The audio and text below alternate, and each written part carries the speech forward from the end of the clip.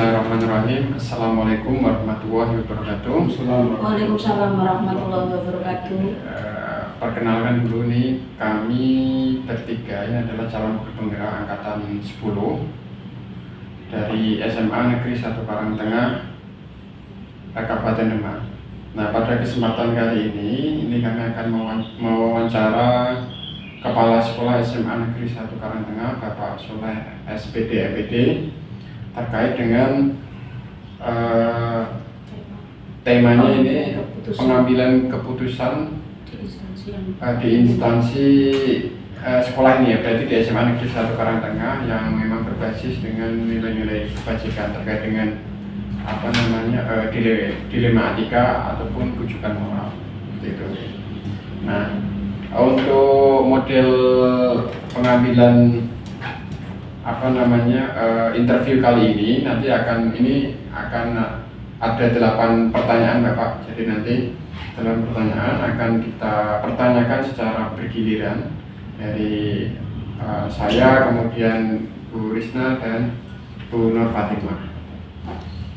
Ya, ini langsung mulai dari saya nih untuk mengusungkan waktu. Ya. Baik, Bapak Soleh, terima kasih nih atas waktunya Pak. Ya. Ya, gimana kabarnya Pak Soleh ini? Baik, alhamdulillah sehat. Sehat ya Pak ya. Ya Pak. Baik Pak, ini kami akan mencoba mencari informasi terkait dengan apa yang panjenengan sudah alami selama menjadi kepala sekolah.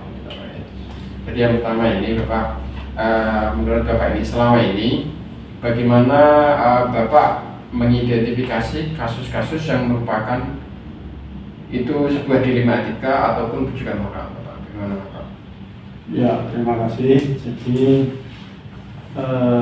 suatu kejadian atau kasus di sebuah instansi khususnya di lembaga sekolah ini pasti terjadi, baik itu dalam skala yang serius maupun yang tidak begitu urgent. Ya. Tetapi jika ada permasalahan, kata kuncinya sesungguhnya adalah komunikasi. Komunikasi ya Pak. Komunikasi itu bisa kepada pihak terkait, yang dimulai dengan mengidentifikasi, biasanya tidak langsung melalui waka di tingkat waka, kemudian waka terkait. Tingkat waka itu kita butuhkan supaya waka terkait punya referensi dari waka-waka yang lain. Dan ketika waka terkait harus mengambil keputusan yang merupakan kepanjangan tangan dari kepala sekolah, itu bisa tepat, apakah itu wujudnya komunikasi dengan orang tua atau siswa atau masyarakat gitu. Jadi kalau penyelidikan di lapangan ya Bapak, masuk mengambil informasi dari waka-waka dan waka terjun ke salah satunya orang tua wali itu Pak. Ya, tidak kita namakan penyelidikan ya, tapi melalui waka dulu ya, gitu dengan Pak. diskusi itu sudah kelihatan. Perantara dulu Ya, Kuncinya komunikasi. komunikasi dengan waka yang lain, terus waka terkait, terus dari Bapak Ibu guru juga, Bapak Ibu guru terkait juga bisa dimintai masukan bagaimana sesungguhnya terjadi permasalahan seperti itu. Iya, terima kasih. Kemudian itu Bapak, jadi kalau dari pengalamannya panjenengan ini, ketika panjenengan mau mengambil sebuah keputusan di sekolah ini, terutama untuk kasus-kasus di mana jika ada dua kepentingan yang sama-sama benar ataupun sama-sama mengandung nilai-nilai kebajikan, kira-kira bagaimana langkah panjenengan Bapak untuk melakukan itu? Ya,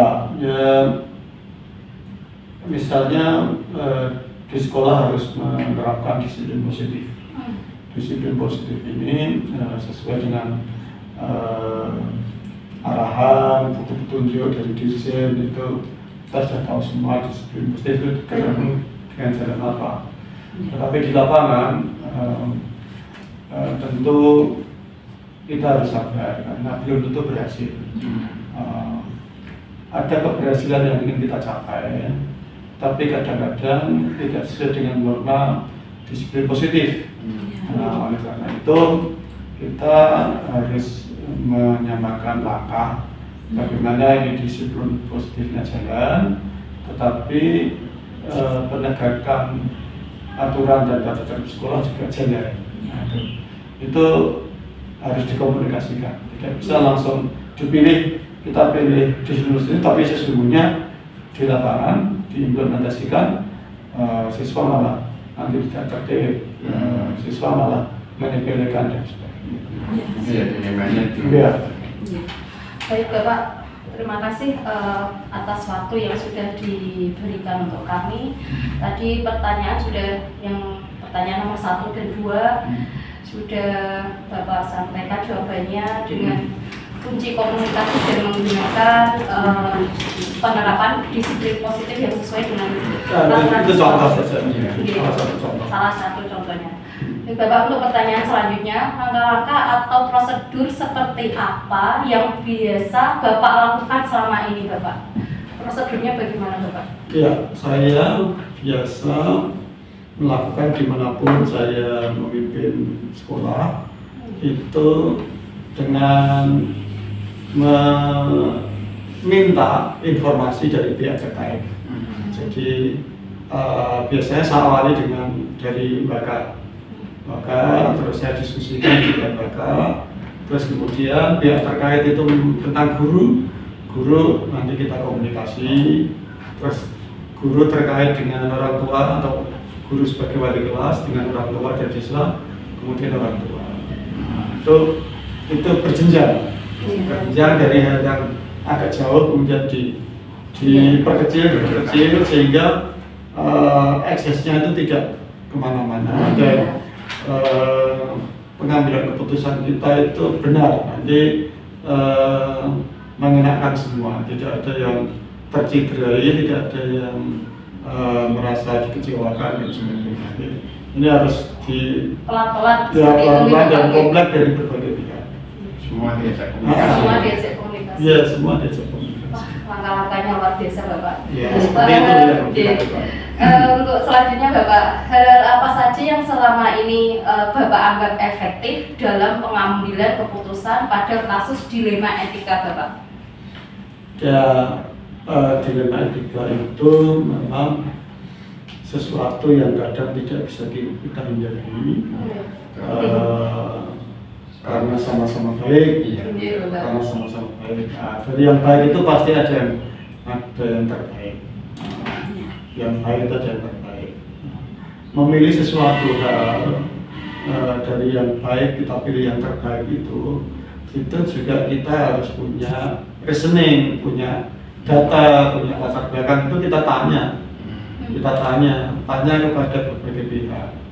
Nah, yang paling dekat kepada siapa tentang masalah ini, kita tanya, kita cari sumber informasinya secara lengkap, baru kita mengambil keputusan. Benar-benar identifikasi betul dulu, Pak ya. Mungkin Pak Aan sebagai wakil bersama saya sudah tahu bagaimana cara mengambil keputusan saya di berbagai permasalahan. Jadi saya tidak sendiri, biasanya komunikasi itu dengan teman-teman semua di tingkat pimpinan, di tingkat wali kelas, guru atau sub-sub organisasi yang ada di sekolah. Memilih yang terbaik dari yang baik, begitu ya, Bapak. Kemudian Bapak, terima kasih atas waktunya dan mungkin ada beberapa pertanyaan yang mungkin masih ingin saya sampaikan kepada Bapak terkait dengan hal-hal apa saja Bapak yang selama ini merupakan tantangan dalam pengambilan keputusan pada kasus-kasus dilema etika. Ya, tantangannya banyak. Tantangannya itu mengambil keputusan yang tepat, itu tantangan. Mengambil keputusan yang tepat dari hal-hal yang sudah tetapkan. Sama-sama baik soalnya. Yang terbaik di antara yang baik. Nah, itu kita tetap harus punya data pendukung. Tantangannya yang mencari data pendukung. mencari data pendukung supaya keputusan yang kita ambil betul-betul nanti yang paling baik. Dan itu di setiap sekolah berbeda, harus kita identifikasi. Di sekolah punya budaya, di sekolah punya latar belakang sosial ekonomi dari sisi orang tua dan siswa yang berbeda-beda. SMA sini dengan SMA yang lain punya latar belakang ekonomi sosial yang berbeda, tingkat pendidikan orang tua, terus kemudian kesadaran orang tua tentang pendidikan kepada anak-anaknya itu juga berbeda. Masyarakat sekitar memahami keberadaan sekolah itu juga berbeda-beda setiap sekolah. Di salah satu tantangannya itu Ya. latar belakang di setiap sekolah itu berbeda. Ya, itu harus kita identifikasi. Baik, terima kasih Bapak. Kemudian, apakah Bapak memiliki sebuah tatkala atau jadwal tertentu dalam sebuah penyelesaian kasus dilema etika Bapak? Apakah Bapak langsung menyelesaikannya di tempat atau memiliki sebuah jadwal untuk menyelesaikannya Bapak? Dan bentuk prosedur atau seperti apa yang Bapak jalankan selama ini? Ya, kalau permasalahannya itu sederhana, mungkin bisa langsung kita selesaikan. Tapi kalau permasalahannya kompleks, ya itu kita harus kita tidak bisa langsung mengambil keputusan. Kita buat timeline, nanti waktunya kita diskusi, kita ambil keputusan setelah 2 hari, 3 hari, 1 minggu, 1 bulan dan sebagainya. Nah, saat yang tepat baru kita tentukan mana yang kita putuskan. Berarti melihat dari Masalahnya, masalahnya ya. simpel atau kompleks. Ya, sederhana atau kompleks. Kompleks, ya, tergantung masalah. Iya. Kemudian ini Pak, adakah seseorang atau faktor yang selama ini mempermudah atau membantu Bapak dalam pengambilan keputusan-keputusan yang mengandung dilema etika, Pak? Iya. Jadi kita dalam struktur organisasi sekolah ini kan berjenjang. Kalau di sekolah sendiri, mulai dari guru, wali kelas, pembantu pimpinan, belaka dan sebagainya, terus kepala sekolah. Di atas kepala sekolah itu ada kepala cabang, ada kasih, kepala cabang dinas, ada dinas induk dan sebagainya, itu kan berjenjang. Maka kalau itu semuanya adalah mitra, kita anggap sebagai teman, diskusi ya. Kalau ini permasalahannya sudah bisa kita selesaikan di tingkat paling bawah ya sudah selesai. Tapi kalau misalnya nanti harus kita konsultasikan, kita diskusikan dulu di tingkat pimpinan, kita diskusikan. Harus saya konsultasikan dengan Capdim ya, konsultasi dengan Capdim. Itu paling gampang. Maka menghadapi satu permasalahan terkait dilema. Kalau dilema etika sih masih ya, karena sama-sama benar, jadi tidak perlu sampai harus kemana-mana. Keluar gitu Pak. Ya. Jalan nggak bisa jalan. Tapi kalau misalnya terjadi permasalahan yang itu menyangkut banyak hal yang berpotensi adanya konflik, itu kita konsultasikan dengan kalau tingkat sekolah selesai, kita harus bisa meredam dan sebagainya selesai. Tapi kalau belum, kita konsultasikan ke yang lebih misalnya sama dinas. Pertanyaan terakhir yang Baik Bapak, tanpa mukanya. dari semua yang tadi sudah disampaikan Bapak, kira-kira pembelajaran yang bisa diambil dalam mengambil keputusan dilema etika itu apa Bapak dari percakapan kita tadi? Ya, kalau sebagai kepala sekolah atau Anda semua yang menjadi kepala sekolah, saran saya ya banyak berkomunikasi. Iya. Kuncinya itu gitu Pak ya. Komunikasi itu penting, menghargai pendapat orang itu penting, tidak mengambil keputusan secara gegabah itu penting. Semuanya kita mintakan pendapat, saran pada banyak pihak. Itu nanti rasanya keputusan itu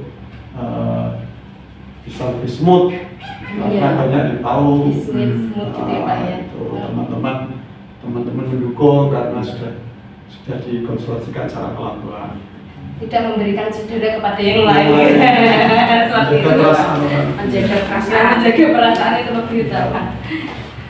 Itu yang biasa saya jadikan tip untuk siapa saja ya yang magang jadi kepala sekolah ke saya misalnya atau yang lain, maka komunikasi jangan lupa, terus sering-sering berdiskusi dengan ya warga. Maka kalau saya di sini itu koordinasi terus. Nanti kalau kepala semuanya ganti bisa nggak koordinasi? Ada tipikal kepala sekolah yang kadang-kadang memang tidak banyak melibatkan teman-teman, karena saya pernah di satu sekolah, saya dimutasi, terus wakil-wakil tanya, Pak kapan koordinasi? Karena ketika saya itu koordinasi hampir setiap saat. Iya. Berarti lebih sering gitu nggih Bapak? Sering saya mungkin Pak Aan Iya. mengalami. Jadi, Pak Aan jadi juga bisa hati karena ada teman-teman warga, ada saya yang mendorong, jadi mengingatkan. Ini kalau nggak diingatkan nanti lupa. Terus gini, misalnya tugas pertama bagi pekerjaan teman-teman, tugas mengajar dan sebagainya, terus ada pendapat, cocoknya gimana, dan sebagainya. Saya kira itu ya. Iya Bapak. Ya, terima kasih banyak Pak ini atas waktunya berbagi sharing pengalamannya luar biasa sekali. Yang mudah-mudahan bisa menginspirasi Buat kita semua ini dalam semuanya. bergerak Iya. dan benar-benar bisa apa namanya Belajar dari Bapak Iya. seperti itu Bapak. Jadi yang tua. Iya. Ya, mungkin itu nggih Bapak, saya Terima coba untuk sesi pada kali ini. Terima kasih sekali ini dari kita bertiga. Dan Iya, kami Bapak. mohon Ya. maaf Bapak jika memang dalam berbicara ini berkomunikasi ini panjenengan ada Kurang yang dengan kesalahan atau kurang ya. soalnya kita juga masih belajar nih Bapak. Belajar komunikasi. Terima kasih dari kami. Bila taufiq wal hidayah. Assalamualaikum warahmatullahi wabarakatuh. Waalaikumsalam warahmatullahi wabarakatuh. Assalamualaikum warahmatullahi wabarakatuh. Perkenalkan, nama saya Nur Fatimah dari CGP Angkatan 10 Kabupaten Demak. Pada hari ini saya berada di SMP Lakansa Demak yang ingin mewawancarai Ibu Kepala Sekolah, Ibu Nur Kafido. Selamat pagi Ibu. Ya, selamat pagi. Bagaimana kabar hari ini Ibu? Alhamdulillah sehat. Alhamdulillah sehat ya. Semoga semuanya sehat, suami sehat, anak juga sehat ya Bu. Ya, kalau sudah sehat kan tetap semangat gitu ya. Nyun sewu Bu, saya minta waktunya sebentar terkait dengan penugasan kami ya. Saya CGP Angkatan 10. Di sini ada tugas untuk mewawancarai Ibu ya, terkait dengan pengambilan keputusan di instansi yang Ibu pimpin. Nah kan ya Bu, kalau ada waktu Ibu? Alhamdulillah ada. Alhamdulillah, terima kasih ya Ibu atas waktunya. Sambil-sambil. Begini Bu, selama ini bagaimana Ibu dapat mengidentifikasi kasus-kasus yang merupakan dilema etika atau bujukan moral, dan bagaimana cara Ibu untuk mengidentifikasi hal tersebut Ibu? Untuk kasus-kasus yang mengarah ke bujukan moral Iya. ya. Bahwasanya memang di sini saya sebagai kepala sekolah tentunya Iya. saya harus memprioritaskan sesuai dengan apa, yaitu aturan. Di sini kita pasti kan punya aturan tertib, kemudian program, kegiatan dan lain sebagainya. Karena kami sekolah swasta, jadi semua itu saya lakukan di awal tahun ajaran baru. Seperti saya melibatkan ke wali murid, contohnya. Nah, ketika ada kasus-kasus di mana ada beberapa anak yang mungkin melanggar tertib, mungkin ada anak 1-2 yang ketika itu kita menjadi dilema, di mana yang pertama itu ada anak yang identik tidak pernah membuat masalah, tapi tiba-tiba kok membuat masalah yang mungkin di luar nalar kita sebagai guru. Oh, kayaknya nggak mungkin anak ini, karena kan kita sebagai guru tentunya punya deskripsi untuk karakteristik peserta didik. Jadi kita mengidentifikasi dulu saya di sini melibatkan wakakesiswaan dan juga guru BK, di mana dengan kasus-kasus yang mungkin kita harus pecahkan bersama, dan saya tentunya akan melibatkan juga wali murid, karena wali murid juga di sini berperan penting, apalagi untuk perkembangan peserta didik. Mungkin berarti Ibu sesuai dengan kepemimpinan Ibu, berarti panjenengan itu sesuai dengan aturan, Iya. dan tentu saja berkolaborasi gitu Betul, dengan kolaborasi. wali murid, Iya. TU dan kesiswaan. Iya. Baik, terima kasih Ibu. Untuk selanjutnya, selama ini bagaimana Anda menjalankan pengambilan keputusan di sekolah Ibu, terutama untuk kasus-kasus di mana ada dua kepentingan yang sama-sama benar Ibu, atau sama-sama mengandung nilai kebajikan? Kalau di sini saya punya wakil kepala, dimulai dari wakakurikulum, wakakesiswaan, wakahumas dan juga satgas. Waka-waka akan mengadakan rapat membahas terkait kasus-kasus yang dimana memang tadi kita harus mengambil keputusan atau kebijakan yang nantinya tidak sampai menjadi bumerang untuk sekolah kita sendiri, karena kita sekolah swasta, oke, kita sekolah swasta, tapi kita juga harus mengingat bahwasanya semua anak didik itu kita harus kita harus memberikan pelayanan juga, apalagi kita sekolah swasta. Jadi pelayanan bagi sekolah swasta itu nomor satu. Jadi di sini tentunya saya melibatkan dari waka-waka saya, kemudian kami membuat rapat kecil, kemudian kami mengambil kesimpulan atau nanti akan memberikan keputusan yang nantinya tidak berefek ke wali murid, nanti jadi bumerang juga kalau kita salah mengambil keputusan. Jadi tidak terus saya di sini kepala sekolah, saya harus mengambil keputusan sendiri, tapi di sini saya juga tentunya melibatkan dari beberapa waka saya tadi. Ya, baik, terima kasih. Berarti Bu luar biasa ya, tidak hanya mengambil keputusan secara sepihak, tetapi mendiskusikannya dengan wakil-wakil itu ya. Kemudian Ibu, langkah-langkah atau prosedur seperti apa yang bisa Ibu lakukan selama ini? Apakah sudah berhasil atau tidak nih? Alhamdulillah untuk kategori berhasilnya sudah berhasil.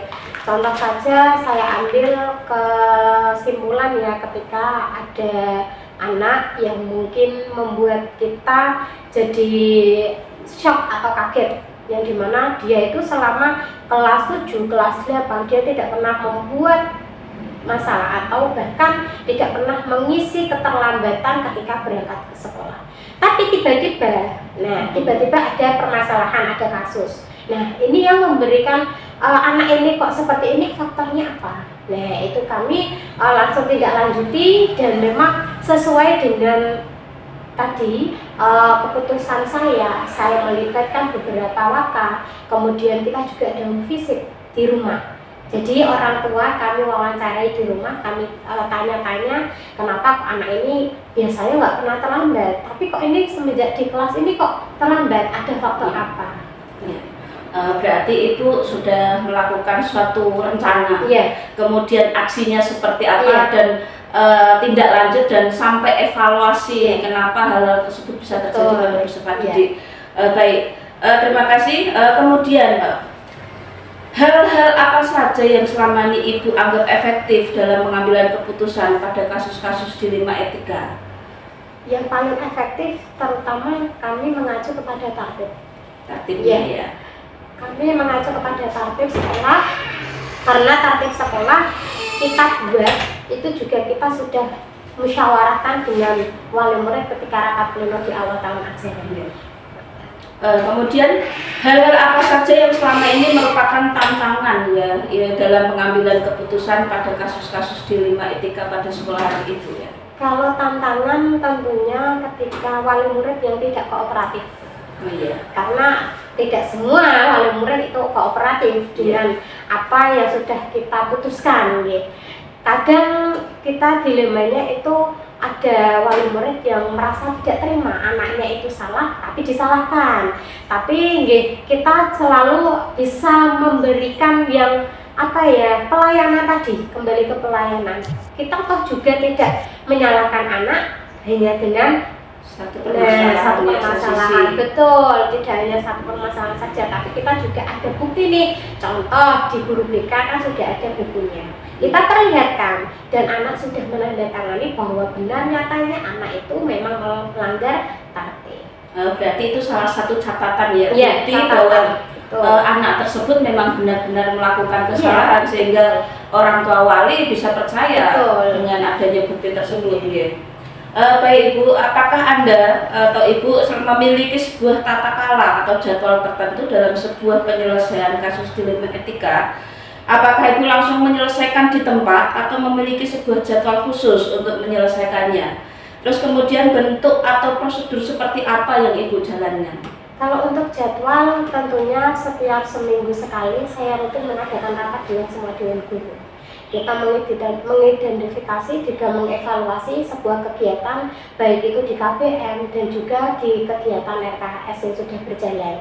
Jadi selama kegiatan dan juga permasalahan yang ada di KBM kita bahas di rapat forum itu. Saya jadwalkan ketika di hari Selasa pagi, karena di SMP Puspatansa itu adalah sekolah basic Islam. Jadi ketika jam 6:30 sudah masuk untuk pembelajaran qiraati. Nah, untuk dewan guru mengadakan rapat. Begitu. Nah, untuk pembelajaran qiraati siswa tersebut itu ada pendampingan atau dilakukan Ada secara pendampingan dengan ustadz ustadzahnya. Oh ya, berarti di luar dari formal ya. Iya. Jadi dewan guru mengadakan rapat, kemudian mengevaluasi. Ketika ada permasalahan mungkin seketika itu ya kita selesaikan seketika itu juga. Jadi biar tidak terlalu terjadi masalah yang berarti langsung ya, langsung di tempat untuk menyelesaikannya gitu. Kemudian Ibu, adakah seseorang atau faktor-faktor apa yang selama ini mempermudah atau membantu Ibu dalam pengambilan keputusan dalam kasus-kasus dilema etika? Tentu ada. Saya di sini sudah saya sampaikan di awal bahwa saya di sini memang kepala sekolah, tapi di sini ada peran-peran penting di belakang saya, yaitu para waka saya. Jadi mereka berperan penting untuk mengambil keputusan itu.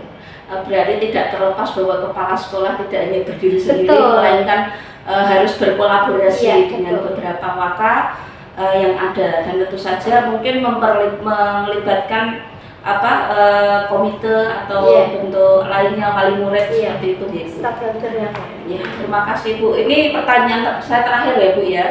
Dari semua hal yang Ibu telah sampaikan di dalam pembelajaran, apa yang dapat Ibu petik dari pengalaman Ibu untuk mengambil keputusan dilema etika? Pengalaman yang mungkin saya ambil petik ya, bahwasanya di sini kepemimpinan itu memang berperan penting. Tapi ada beberapa yang harus saya libatkan, yang harus saya rangkul. Jadi di sini saya bekerja sama dengan tim saya, yaitu dengan para waka saya, yang dimana mungkin untuk di lapangan mereka yang lebih paham.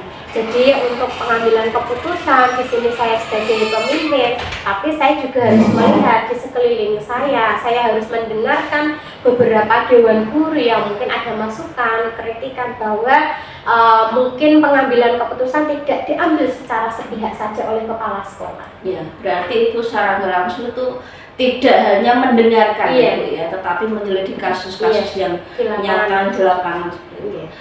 Baik, terima kasih Bu. Terima kasih atas waktunya, dan luar biasa sekali apa yang Ibu sampaikan menjadi sesuatu ya, ilmu yang bermanfaat bagi saya.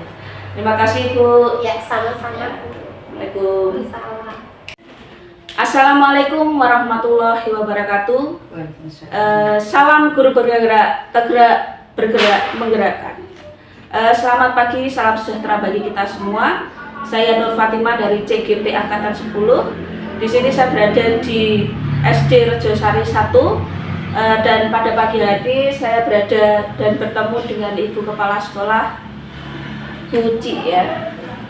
Selamat pagi Bu Uci. Selamat pagi Bu Nur.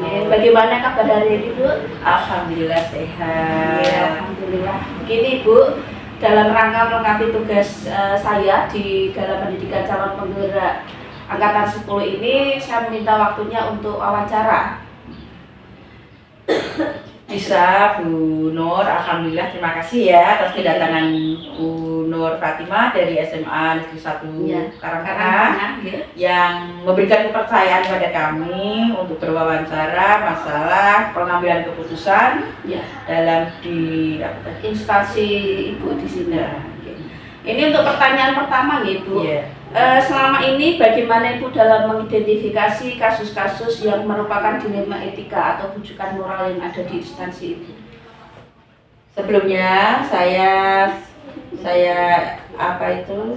riwayat pekerja saya dulu ya. Saya di sini di SD Besar 1 itu nanti 2 tahunnya bulan Oktober dulu ya. Jadi saya kalau kemarin itu masih katakanlah melihat-lihat dulu ya, itu bagaimana keadaan guru-guru kami, anak-anak kami. Saya harus juga belajar dari teman-teman kami. Setelah 1 tahun itu berjalan, 2 tahun ini saya sudah memberanikan diri. Sudah beranilah bagaimana menangani anak-anak yang bermasalah. Pertama, kalau kami ada anak yang bermasalah dalam kasus apa tadi? Dilema moral ya, terutama menyangkut anak-anak zaman sekarang Ibu ya, kami harus bagaimana bersaing dengan HP ya. Anak-anak sekarang sudah bukan anaknya, orang tuanya juga ya, juga bermasalah dengan HP. Sering terjadi permasalahan pada anak-anak, apa itu yang menyangkut moral, menyangkut apa itu sopan santun, adab juga itu dengan orang tua sekarang memang sangat memprihatinkan ya. Nah, kami selaku kepala sekolah yang dituakan di sini dalam mengambil keputusan itu tidak langsung saya jebret begini. Kita tetap harus belajar dulu bagaimana permasalahan itu bisa terjadi ya pada anak-anak itu. Kami tetap pendekatan dulu kepada anaknya, apa sih yang terjadi sampai terjadi seperti ini. Kami datangkan anaknya dulu, kami dekati, gurunya dulu, guru pamongnya dulu, guru kelasnya kami dekati.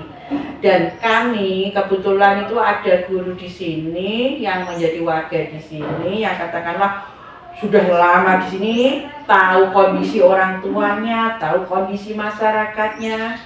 Kami mencoba berdiskusi dengan Bapak guru yang saya percaya tadi, dengan pendekatan dengan anak, guru dan orang tua. Kami berusaha menyelesaikan semua permasalahan yang berhubungan dengan dilema etika tadi secara kekeluargaan, secara arif, secara bijaksana, sehingga anak-anak itu tadi dapat kembali ke lingkungan yang baik. Tetap kami berdiskusi ya dengan guru, orang tua dan anak. Kalau sampai dengan anak saja tidak bisa, dengan guru tidak bisa menyelesaikan, kami mendatangi orang tua. Mendatangi orang tuanya kami panggil ya. Kalau memang orang tuanya nggak mau atau apa, saya terpaksa pergi ke rumah orang tuanya untuk memberitahukanlah bahwa keadaannya seperti ini, mohon pendampingannya nak di rumah. Kalau di sekolah tetap kami yang mendampingi, kalau di sekolah tetap orang tuanya. Saya itu Bu. Ya, baik, terima kasih Bu Cik. Berarti Ibu sebagai pemimpin itu tetap melakukan prosedur tata aturan secara musyawarah gitu dari step by step. Baik, terima kasih Ibu. Kemudian selama ini bagaimana Ibu menjalankan pengambilan keputusan di sekolah Ibu, terutama untuk kasus-kasus di mana ada dua kepentingan Ibu yang sama-sama benar atau sama-sama yang mengandung nilai kebajikan. Ya. Kami menyelesaikan keputusan prosedurnya tadi ya, ya. Tetap sama, kami mengambil keputusan adalah terbaik untuk anak kami, untuk sekolah kami, anak kami. Kami tidak bisa bagaimana anak ini kalau ini tercut langsung katakanlah keluarkan gitu, enggak ya. Saya tetap membina anak kami bagaimanapun juga itu murid kami harus bisa menyelesaikan permasalahannya dengan seadil-adilnya, dengan tidak mengurangi hak anak. Juga kami anak tersebut tidak menyepelekan kami ya. Kami tetap berkoordinasi dengan guru-guru, dengan orang tua ya. prosedurnya tetap kami laksanakan, dan kami tetap berusaha untuk tetap anak itu kami bimbing, tidak langsung anaknya ini enggak, tetap anak itu saya bimbing sekemampuan kami lah, tetap menjadi murid kami. Ya, yang pasti menjadi seorang pendidik memang tugasnya untuk membimbing, dan dengan kasus-kasus tersebut itu tidak terlupakan yang namanya kolaborasi ya Bu ya, antara kepala sekolah, guru dan wali murid seperti itu. Oke. Untuk langkah selanjutnya Ibu, langkah-langkah atau prosedur seperti apa yang biasa Ibu lakukan selama ini? Maksudnya yang bagaimana Bu? Langkah prosedur, misalnya ada suatu kasus, kemudian langkahnya seperti apa gitu tadi? Ya. Kami dalam menanggapi ini ada permasalahan, itu sering gini Bu ya, laporan dari anak-anak, anak dulu. Kadang anak-anak, Bu gitu loh Bu, anak itu tuh kemarin segini Bu, anak itu kemarin di sini Bu. Terus, kenapa kemarin? Ya Bu, kemarin ini melakukan ini. Saya identifikasi dulu ya, oh berarti ada. Terus saya koordinasi dengan gurunya, Bu, itu katanya murid jenengan itu melaksanakan ini, dia itu berlaku kayak gini. Terus setelah itu gurunya kan mesti itu menginterogasi menginterogasi anaknya, apa itu pendekatan pada anaknya, kenapa terjadi, betul nggak seperti ini. Kalau gurunya kok sampai tidak bisa menyelesaikan, Bu, ini anaknya begini ya Bu, otomatis saya harus mengambil tindakan. Mengambil tindakan ya, anaknya saya datangkan ke sini, ada hubungannya dengan lain orang nggak, ada dengan pihak luar nggak. Kalau hanya sebatas dengan temannya, langsung temannya saya datangkan, saya beritahu di ruangan ini, dan kalau sudah semua ada klop, ya anaknya saya suruh berdamai, berjabat tangan, terus apa itu saling minta maaf. Ya, berarti melalui penelusuran ya Bu ya, tidak mengejar sebelah sisi, melainkan Ibu sebagai pimpinan itu melihat kasus-kasus nyatanya dulu ya, berbagai sumber dari anak, dan apakah anak itu hanya bermasalah di dalam saja atau di luar sekolah seperti itu, sehingga kasus tersebut Ibu ambil sebuah kebijakan sebagai keputusan Ibu sebagai pemimpin yang baik. Kemudian hal-hal apa saja yang selama ini Ibu anggap efektif dalam pengambilan keputusan pada kasus-kasus dilema etika? Dalam hal yang bersifat efektif ya, karena dari pengalaman saya terus urusan saya ya, pertama itu kita pendekatan pada anak, pendekatan pada guru, pendekatan pada wali murid, itu tetap prosedur itu kita jalani ya. Pernah terjadi dengan kasus dengan pihak luar. Kami juga harus menyelesaikan Bu dengan pihak luar. Kenapa permasalahannya harus saya selesaikan ya. Jadi hal-hal yang efektif itu komunikasi, pendekatan itu bagi saya ya itu yang paling efektif. Kita selidiki dulu permasalahannya apa ya, karena ada banyak sekali Bu anak-anak sini yang ditinggal orang tuanya, pergi, orang tuanya merantau, mungkin dia kurang kasih sayang, kurang perhatian dari orang tuanya. Nah, oleh sebab itu saya juga merujuknya, oh ini mungkin mendatangkan orang tuanya, oh ini Bu. Kalau sampai dengan pihak luar, aku juga berkomunikasi mungkin dengan aparat setempat, dengan tokoh-tokoh yang ya. Baik, terima kasih Bu. Kemudian hal-hal yang selama ini yang menjadikan tantangan Bu dalam pengambilan keputusan pada kasus-kasus dilema etika. Tantangannya ya Bu ya, dalam pengambilan keputusan, bagaimana itu tantangan kami, karena anak-anak kami sekarang itu, saya itu medsos ya Bu ya, medsos yang ada di luar yang seperti itu. Kadang anak-anak itu meniru gaya-gaya medsos Bu. Apalagi kalau sekarang lagu-lagu, katakan lagu sekarang itu kita mengajarkan lagu yang sekarang lagu daerah itu sulitnya bukan main di apalagi dengan Jawa ya. Kalau anak-anak lagu yang viral di medsos itu mudah sekali. Nah, tantangan bagi kami, bagaimana kami bisa menjadikan anak-anak kami harus telaten Bu.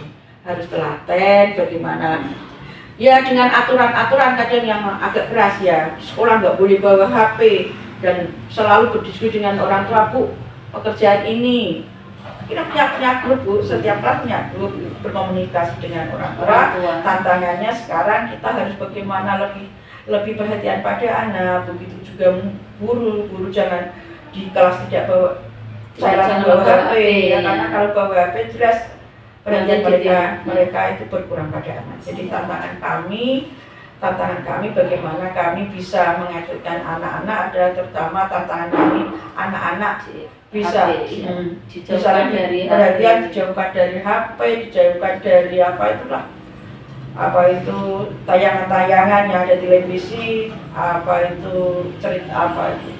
cerita-cerita kata-kata yang tidak mendidik itu tugas kami, guru kami untuk lebih memperketat dalam pengawasan, juga disiplin yang kami laksanakan di SD harus diperketat. Iya, baik Ibu. Berarti itu ya Bu yang memang HP sekarang itu menjadi gejolak, menjadi permasalahan khususnya dalam anak-anak SD yang baru mengenal ya Bu, mengenal zaman juga, mengenal beberapa medsos yang beredar itu sangat mempengaruhi dalam pembelajaran anak-anak. Gitu. Kemudian apakah Ibu memiliki sebuah tata kelola atau jadwal tertentu dalam sebuah penyelesaian kasus dilema etika, dan apakah Ibu langsung menyelesaikannya di tempat atau memiliki sebuah jadwal Ibu untuk menyelesaikannya dalam bentuk atau prosedur yang Ibu jalankan? Saya itu dari prinsip saya Bu ya. Hal itu setiap ada masalah itu nggak senang, harus selesai ya. Pernah terjadi sesuatu itu di sini, saya langsung datang ke orang tuanya. Pada waktu itu saya itu berada di luar Bu ya, anaknya. Terus langsung delala itu karena rapat, ada di sana itu ada pertunjukan sekecamatan ya. Saya nggak bisa, langsung saya melihat, tapi langsung saya datang ke lokasi, saya tunggu ya anaknya. Saya diskusi dengan orang tuanya, terus paginya ini kalau ini anak sakit dari bapak, langsung saya diskusi dengan gurunya, langsung kita temui orang tuanya, langsung ayo kita, kalau dia sakit langsung kita bawa ke gitu. Ya, saya bisa untuk berlama-lama semakin menunda masalah itu nggak bisa mengurangi beban masalah, melainkan harus selesai masalah ya. Kalau hari ini ada masalah harus selesai hari ini. Itu luar biasa itu. Ini masih ada 2 pertanyaan lagi dalam Adakah seseorang atau faktor-faktor apa yang selama ini mempermudah atau membantu Ibu dalam pengambilan keputusan pada kasus-kasus dilema etika? Ya, ada ya Bu ya. Kalau di namanya sekolahan itu mesti ada orang yang struktural itu ada yang ini pandainya di bidang ini. Oh, guru ini enak untuk diajak bicara, guru ini gini, mereka saling melengkapi Bu. Nah kebetulan ya itu tadi teman saya yang orang asli sini, tahu karakter masyarakat sini, anak-anak sini, bagaimana kebiasaan anak sini. Saya melibatkan guru yang senior di sini ya, untuk dalam mengambil kebijakan, dalam mengambil keputusan apapun. Saya selalu berdiskusi dengan guru-guru senior atau guru-guru yang ahli di bidang. Ya, selalu mengaitkan kolaborasi itu penting dalam struktural organisasi. Ini Bu, yang terakhir dari semua hal yang disampaikan Ibu, pembelajaran apa yang bisa Ibu petik dari pengalaman Anda dalam pengambilan keputusan dalam dilema etika? Dari semua permasalahan yang terjadi di SD kami ya Bu ya. Dari itu pembelajaran yang saya petik ya, bagaimanapun juga kita sebagai guru itu dekat dengan anak. Jadi kita tahu permasalahan. Saya sering Bu, anak-anak itu, saya walaupun baru di sini, anak-anak itu sering, saya di sini itu kalau saya mengajarkan apa itu semua ikut nggak di sini. Ya, dia seakan-akan kita Ibu seorang pemimpin apa itu kepala sekolah, dia sering curhat Bu. Ya, jadi kayak teman. Ya, dia permasalahan apa sering Ibu ini loh Bu. Dia seakan-akan itu berada di dekat saya itu anak. Jadi kita harus dekat dengan anak, tahu permasalahan anak. Terus, "Mbok kamu kesini enggak Bu? Lah enak piye kamu kalau ada begini?" "Enggak Bu, mbok besok di sekolah begini Bu." "Oh gitu." "Ya oke, besok kita." Waktu kemarin, waktu di sini ya Bu ya, pentas P5 itu belum ada. Ya, terus saya anak-anak pengen apa kita adakan ini? "Iya Bu, saya ingin Bu." Lah, berkoordinasi dengan kepala sekolah, berdiskusi dengan komite ya, dengan guru-guru. Iya, kita bagaimana anak-anak itu bisa tampil percaya diri, bisa mengeksplor kemampuannya. Terus anak-anak ini kok mosok bilang ini aku pengen buku sapu ini. Akhirnya kemarin jadi tampil begitu adakan semacam pentas, Iya. orang tua hadir, komite dan dari Korwil juga hadir, kita adakan. Anak-anak senangnya bukan main, jadi kita dekat dengan anak Bu. Keinginan anak apa? Permasalahan anak apa? Ya, Nggih, berarti kan seorang guru apalagi seorang pemimpin itu Iya. harus menuntun, Iya. memberikan fasilitas, membimbing itu ya, Iya, itu sama iya. dengan filosofi dari KHD. Iya. Baik, terima kasih Bu atas waktunya. Semoga apa yang Ibu sampaikan dan apa ilmu-ilmu yang Ibu Iya. sampaikan menjadi inspirasi bagi saya. Ya, semoga. Terima kasih ya, Bu, ya. Terima kasih. Kalau ada kekurangan mohon dimaafkan. Sudah luar Itulah biasa. kemampuan kamu ini. Terima kasih Iya. Bu.